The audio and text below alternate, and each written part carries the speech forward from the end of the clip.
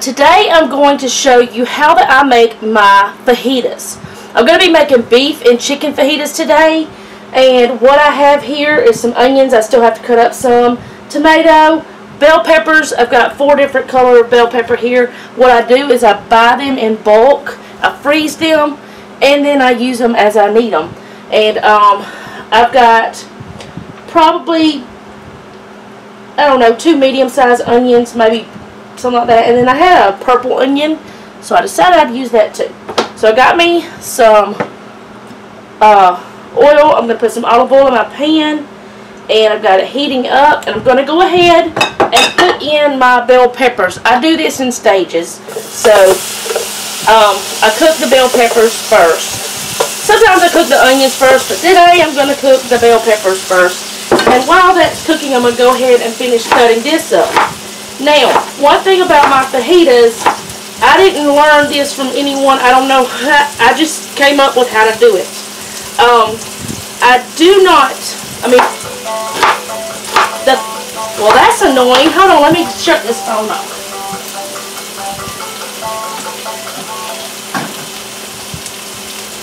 So I always tell them marketers anyway. But anyway, I never was taught how to cook fajitas, but I always liked them in restaurants. So I found a fajita seasoning that we like, but I really don't want to use this fajita seasoning anymore. I want to have a homemade one. So if you want to share a recipe for your fajita seasoning, I'd be glad to have one. But anyway, I'm going to get these cooked up, and whenever they're to the point where they need to be, I'll bring you back. Okay, now my peppers have softened some. They've gotten a little brown on the edges, and they're going to cook down a little bit more because I'm going to add them back. But right now, I'm going to take them out, and I'm going to put them right back in the same bowl that I took them out of, and I'm going to set them to the side for now. Like I said, my recipe has a lot of steps. I do this because this is the way I do it. It doesn't bother me to do it this way. You can put the onions and the peppers together all at one time. I have done that. That's not a problem. But this is just the way I do it. And I'm going to add my onions. And I'm going to set my bowl to the side because I will need it again. And this is a lot of onions, so it's going to take a little bit of time for them to cook down. And while that's cooking down, I've already cut up my tomato. I'm done with all my vegetables. My chicken I have already cut up before, and I froze it. And now I'm going to cut up, this is a steak that I have, and I use things like this that it will stretch, and my whole family can eat that. We have, you know, it'll save money, in other words. Now, I have added mushrooms to this. I don't have any fresh mushroom. I do have some canned mushrooms, so I may add some of that. I'm not sure. I've added mushrooms. You can add squash, and I know that may not be traditional, but you can put in a lot of different kinds of vegetables in here to stretch your meal, and also to get some people to eat some veggies, because sometimes it's hard to get people to eat veggies. So I'm just going to cut this meat up, let my onions cook down. Ooh, the knife slipped a little bit. Didn't slip where it was going to cut me, it just slipped where it was uncomfortable, because I like to hold my knife a certain way or it hurts my hand, because for some reason I just have pain in my hand sometimes. And make sure you keep your fingers clear of the blade. Keep them safe. We want to keep all our digits. So anyway, now I'm going to have my meat there. I'm going to stir these up, and I'm going to bring you back whenever the onions are ready to take out of the pan. Okay, now our onions have cooked down some. They got a little brown, a little blistering, a little yumminess. And I'm going to give you a little warning about this recipe. I'm going to turn that bin off because I need that on whenever I don't have the camera on, because it kind of gets a little hot in here. But anyways, a little warning about this. Your neighbors may come by and say, hey, what you cooking? I want some. But anyway, they have gotten to the point where I am ready to take them out and put them right back in the same bowl that I had them in. And then we'll go on to the next part. No, I'm going to do it like this. Make it a little easier on myself.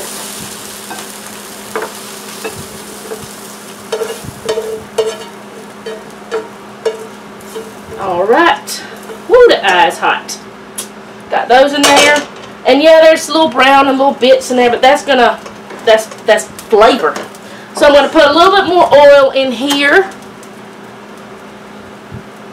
And I'm going to get my, I need to refill that with olive oil. We'll get my chicken started. And like I said, I cut up chicken breast and have them prepared already. And I freeze them that way. So these are just easy to do that way. And you just throw them in your pan. And I know that this is probably a lot of steps. And everybody's probably saying, oh my goodness, why don't you just cook it all together? Well, I don't know why I don't, other than I kind of want everything to get to a certain doneness, and if you put it all together at one time, it seems to kind of boil it, and I don't want it to be boiled or stewed or anything like that.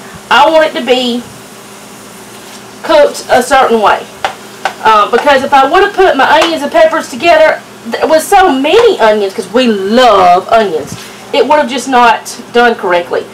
And the meat part, I could go ahead and throw the beef in here, but I like to get my chicken to a certain doneness, pretty much all the way done, because I'm real weird about chicken. Before I ever put my beef in there, and I'll take the chicken out, just like I did the vegetables.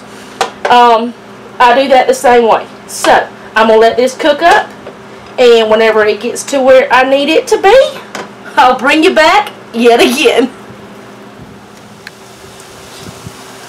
Okay, now the chicken has gotten to the point where I want it to be is cooked through. And I'm going to take it up and I'm going to put it in. I've moved my onions and my peppers to the same bowl. And I'm going to put it in this bowl until I get my my beef done. And you could also add shrimp to this, and you could. We've actually had pork fajitas. I don't know if they're still called the same thing, but we've done pork like this, and they were good too. Some things that I was going to tell you that you could do if you did not have time to stand around and do it like this. You could take all of these things, throw it in a crock pot in the morning, let it cook until you got home from work or got home from whatever, or just wanted to work outside in your garden all day and didn't have time to stand around and cook, but you wanted a good supper. You could do that. And just let it cook all day. I have cooked it in a crock pot. You could also throw everything in a dish, in a baking dish, and put it in the oven as well, and it would cook just as good. I mean, it kind of doesn't taste exactly the same. Well, I put it this way. The texture of the vegetables is different. The taste is the same. That's what I mean to say. It's still delicious. I'm going to put this over in the sink and wash my hand, get that meat off of it. But anyway, you can do it in a crock pot or in your oven. It will still work out really well. I'll put in how you do that in the description below. I'll put the directions kind of for that in there. Let's see, what else was I going to tell you? I said you could add shrimp and things like that. You can add just about any meat you want. But, and also, I don't know if you've noticed, but I have not seasoned this yet. I will not season it until I put everything back in the pan. And then, I will season it. So, what I'm going to do is I'm going to get this beef cooked up, and I will bring you back for the next step. Okay, my beef has gotten to the point where I need it to be to add everything back. So I'm going to add back the chicken and all the juices that are in this bowl. I'm going to add them too. And I'm going to add all of the vegetables that I used today back in here, the onions and peppers. And like I said, if you have squash, if you have, I mean, there's actually a restaurant here where we live that puts squash and zucchini into their fajitas, and it's a Mexican restaurant. But anyway, you put everything back in here. You can add peppers, onion, squash. We gotta have pepper and onion. Just lots of different things you can add to this that's really good. But we've just had it like with the mushroom and squash. And so what I do now to get that stirred up a little bit, which I'm going to be stirring it again in a minute. And I don't have a precise amount that I put in here of the seasoning. And like I said, if you have a seasoning mix that you want to share, I'd love to have it. But I just put some of the seasoning in there now. This is the point where I put the seasoning in. And it looks like I'll put a lot, but it's really a lot of food in there. So it's really not as much as you think.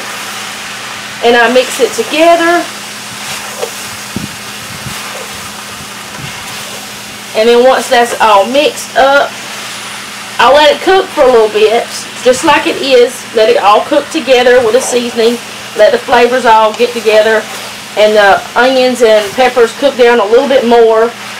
And during this process is whenever the beef will get a little bit more tender, which it was tender anyway, but it'll get a little bit more tender and stuff like that.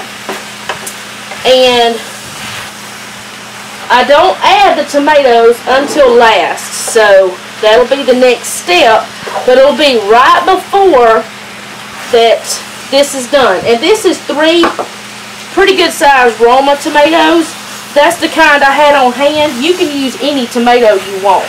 You don't have to have a certain kind. That I haven't, had any certain kind that I've used. As long as it's a good tomato. And hopefully soon I'll have some out of my garden. But I'm going to let this cook down some. And then I will bring you back when I start to do the tomatoes. Okay, now I'm going to show you the last step, which is putting in your tomatoes. This is the step where all the goody bits that are on the bottom of your pan will come up. What you do is you just put it in, you mix it in, and you let it cook 5 or so minutes more, just to get the tomatoes cooked a little bit. Now, some people put lime juice whenever they serve it. I've seen in restaurants people do that. All kinds of things like that. We don't do that, but you can. There have been times, well, one time we actually tried it with some fresh cilantro. I would not say dried cilantro. Do not use dried. I don't think that would be good. We've done it with fresh cilantro. You don't need a lot unless you just absolutely love cilantro, but it is good with it. I would put some in there today, but we don't have any right now. And I've got to plant some more. I've got to plant, but it's only one, and there's not any ready right now. So, we can't do the cilantro, but you just mix that together. You let it cook for about 5 more minutes, and you're ready to eat. We will serve this with tortilla chips, and that'll be it. Not tortilla chips, but tortilla wraps, the flour ones. You can use corn ones. You can use whatever you want. You can eat this just like it is. My husband eats it with guacamole, sour cream, stuff like that. You can do salsa with it, which I don't. I like the flavor that it has now. Another thing we do whenever we do serve this, we will use some queso dip with chips as like a little side thing, because that's delicious.